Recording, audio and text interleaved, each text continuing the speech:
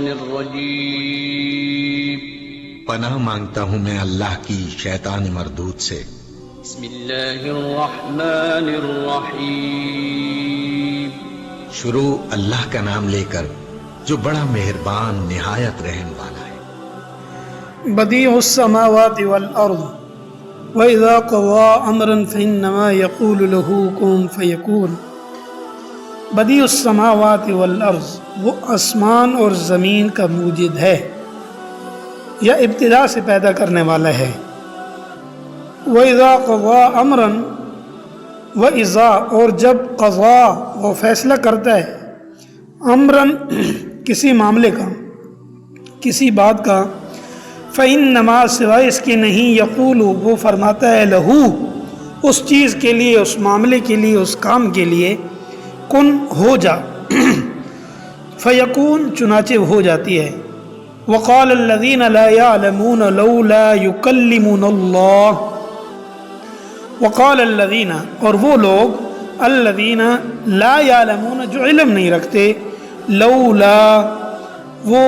کہتے ہیں کہ کیوں نہیں، یکلمونا ہم بات کرتے ہیں، اللہ سے، یعنی ہم اللہ سے براہ راست بات کیوں نہیں کرتے،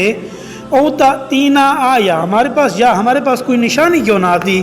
کذالک فرما دیجئے، کذالک اسی طرح، قال الذین من قبلہم کہتے تھے وہ لوگ جو ان سے پہلے تھے، مثل قولہم ان جیسی بات، تشابہت قلوبہم، تشابہت تو قلوبہم کے مشتبہ ہو گئی، ان سب کے دل ایک جیسے، مشابہ آپس میں مماثلت ہے۔ کب بینا الآیات، البتہ تحقیق، بینا ہم نے بیان کر دی یا واضح کر دی، الآیات نشانیاں، لقوم اس قوم کے لیے، یوقنون جو یقین رکھنا چاہتے ہیں۔ انا ارسلناک بالحق، بے شک ارسلناک ہم نے بھیجا آپ کو، بالحق کے حق کے ساتھ، بشیراً خوشخبری سنانے والا، ونذیراً اور ڈر سنانے والا بنا کر، ولا تسألو اور نہیں پوچھا جائے گا، نہیں سوال کیا جائے گا، عن اصحاب الجحیم ان لوگوں کے بارے میں، اصحاب الجحیم جو اپنی مرضی سے جہنم کا راستہ اختیار کر چکے ہیں، یعنی اپنی مرضی سے، اپنے اعمال کی وجہ سے انہوں نے جہنم کا راستہ اختیار کر لیا، ان سے آپ کے بارے میں کچھ نہیں پوچھا جائے گا۔ اور اوپر جو ذکر ہوا کہ جب وہ کسی فیصلے کا کرتا ہے ارادہ تو اس کو کہتے ہیں ہو جا، بس ہو جاتی ہے۔ عیسائی تو حضرت عیسیٰ علیہ السلام کو خدا کا بیٹا کہتے ہیں، بعض یہودی بھی حضرت عزیر علیہ السلام کو خدا کا بیٹا کہتے ہیں، مشرکین مکہ فرشتوں کو اللہ کی بیٹیاں کہا کرتے تھے۔ یہ آیت ان سب کی تردید کر رہی ہے۔ مطلب یہ ہے کہ اولاد کی ضرورت اسے ہو سکتی ہے جو دوسروں کی مدد کا محتاج ہو،